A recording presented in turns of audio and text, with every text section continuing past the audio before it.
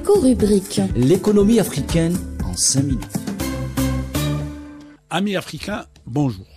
À côté donc d'une infrastructure technique développée et à côté d'une harmonisation du cadre juridique, deux autres éléments s'imposent pour une croissance et un développement du commerce électronique en Afrique.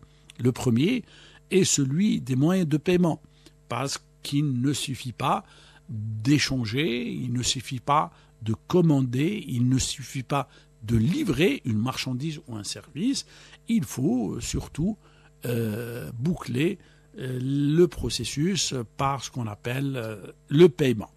Donc payer par des moyens classiques, c'est bien, mais le développement du commerce électronique impose aussi le développement des paiements digitaux.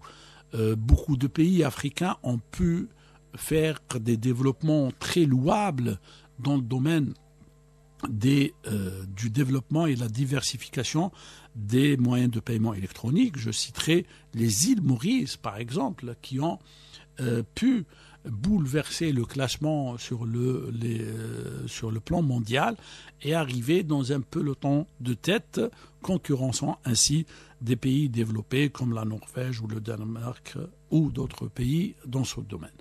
Donc le Kenya est aussi ces dernières années en progression très nette et est en train de nous donner des exemples sur le plan de la volonté de mise en place et de développement de FinTech qui, à la fois, ouvre la possibilité à l'intensification du commerce, mais aussi à constituer un pont de développement à lui seul, un pont de développement qui permet de capter l'investissement dans le domaine des nouvelles technologies et dans le domaine du développement de ressources humaines.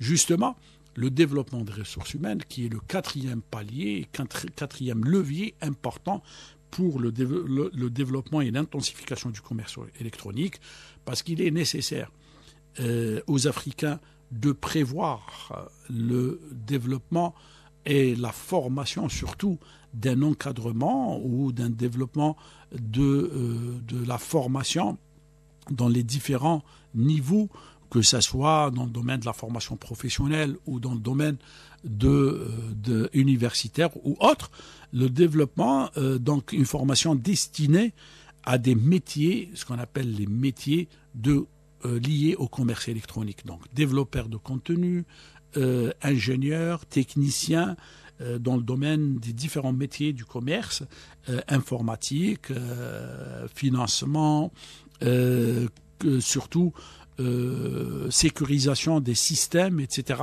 Tout cela constitue une boucle importante qui permet à ce commerce de bénéficier des meilleures conditions d'émergence, de développement, mais aussi de facilitation du commerce entre les pays africains.